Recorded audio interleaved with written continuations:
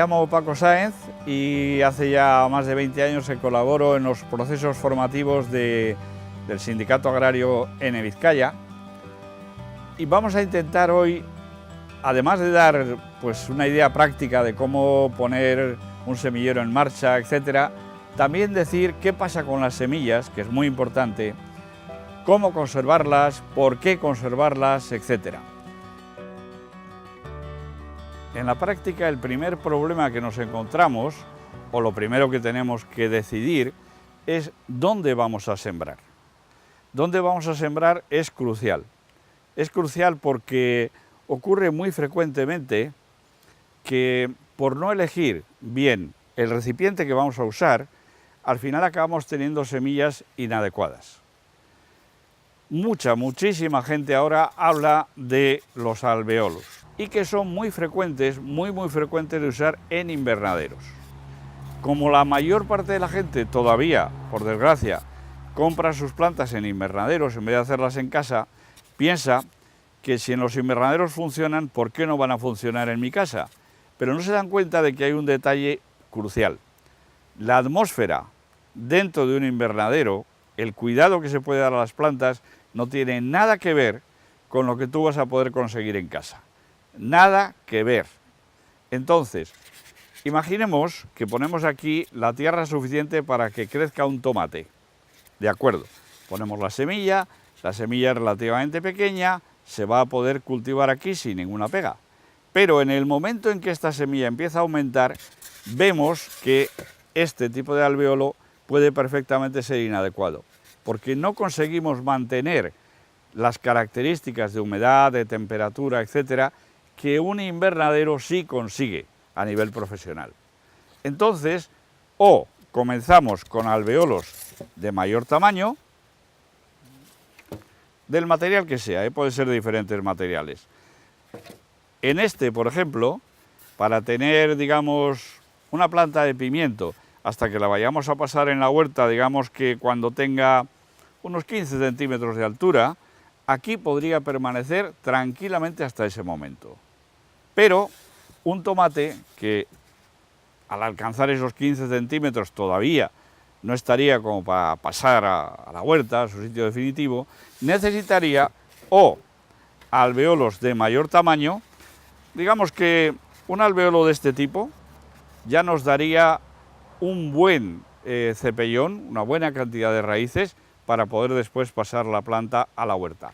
O de lo contrario, podemos optar por recipientes más grandes que no tienen esa separación que tienen los alvéolos, puede ser de este material que todos conocemos o incluso de madera. Perfectamente podría ser una caja de madera.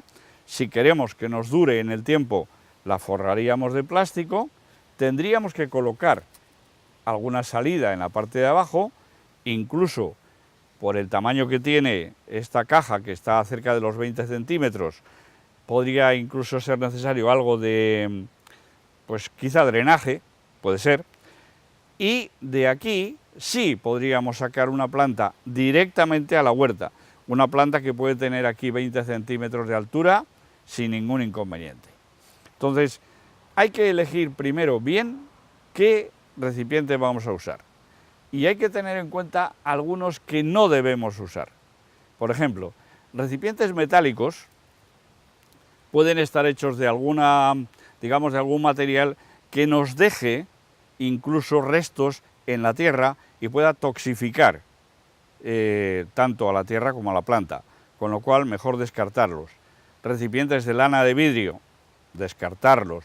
Recipientes de madera, pero no de madera real, sino de esa madera que ahora llamamos contrachapeado, pues toda esta madera que claramente vemos que no es madera en sí, eso conviene descartarlo desde el principio. Por una razón muy sencilla, porque todas esas virutas, todas esas capas que están unidas para formar algo que parezca madera, están unidas con colas. Esas colas, frecuentemente, por la acción de la humedad y de todos los microorganismos que van a trabajar aquí, empiezan a disolverse y acaban pasando a la tierra y a la planta, de manera que descartadas. Una vez tenemos elegido el recipiente, insisto, teniendo en cuenta qué es lo que vamos a sembrar en él y sobre todo cuánto tiempo va a estar, pasaríamos ya a con qué vamos a llenar ese recipiente. ¿Qué sustrato vamos a utilizar? No vamos a usar la palabra tierra. En el caso de los semilleros lo correcto es decir sustrato, porque va a estar compuesto de distintas cosas. Otro tema crucial en este tema de las semillas, en todo esto que estamos comentando, es el trasplante. ¿Cuándo trasplantar una planta que tenemos en nuestros alveolos, en nuestro semillero, en nuestra caja, donde quiera que esté? ¿Cuándo trasplantarla? Por supuesto, la primera cosa que tenemos que tener en cuenta es que sea el momento adecuado para pasarla a tierra. Si todavía puede haber muchas heladas o diferencias de temperatura muy bruscas, quizá no sea el momento de hacer ningún trasplante. Pero sí que hay un trasplante que podemos hacer antes y es pasarla de esa plantita que todavía es pequeña, que tiene justo 2 cotiledones y un par de hojas o algo así, pasarla a un tamaño mayor. Eso se puede hacer en cualquier momento y tiene una enorme ventaja. La primera es que en ese nuevo recipiente tiene más tamaño y por lo tanto más alimento. Se va a desarrollar muy bien. Pensad que queremos que la semilla siempre desarrolle raíces, pero también un tronco. Un tomate que tenga 30 centímetros y una gran cantidad, una masa tremenda de raíces, pero un tallo que no llega ni a 3 milímetros, no es una buena planta. Ese mismo tomate, con incluso menos raíces, pero un tronco de 5 centímetros en adelante, esa sí que es una planta que vale la pena y que nos garantiza que cuando llegue a la huerta, por ejemplo, esté en condiciones. Esa, digamos, igualdad, ese equilibrio entre raíces y masa verde, solo se consigue partiendo de un buen sustrato y haciendo, si es necesario, ese trasplante de su primer alojamiento a un segundo un poco mayor. La mayoría de vosotros probablemente lo sepáis si estáis interesados en la agricultura, pero tal vez no todos sepan que ahora mismo las semillas están en guerra. La agroindustria, apoyada, y esto es muy importante decirlo, por muchísimos gobiernos que tienen con ellos una relación muy estrecha, están desde hace bastantes años tratando de que los campesinos se queden sin sus semillas. Quizás si estás viendo este vídeo y te limitas a comprar un sobre que cuesta 1 euro, pues digas, pues vaya una guerra por cosas que valen 1 euro. Hay que pensar en extensiones enormes de miles de hectáreas que necesitan algo más que un sobre de 1 euro. Y por eso la agroindustria está tan decidida a tener todo esto bajo su control. Pero insisto, si no se permitieran, si las leyes que se dictan no estuvieran tan influenciadas por ellos, esto ya no ocurriría. Ahora mismo, y esto no es ninguna broma, hay gente encarcelada, hay gente que ha muerto incluso y que está teniendo gravísimos problemas simplemente por algo tan sencillo como una semilla de zanahoria, por decir una sola cosa. Pensad que si esto ya de por sí sería importante para darle a las semillas el respeto que merecen y la importancia que tienen, ahora mismo estamos perdiendo diversidad a pasos agigantados.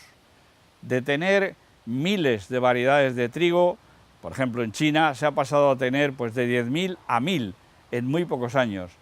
En los Andes había hasta 3.000 variedades de patatas. Si vais ahora, pues tal vez encontréis 100 si tenéis mucha suerte. No nos podemos permitir eso, no nos lo podemos permitir.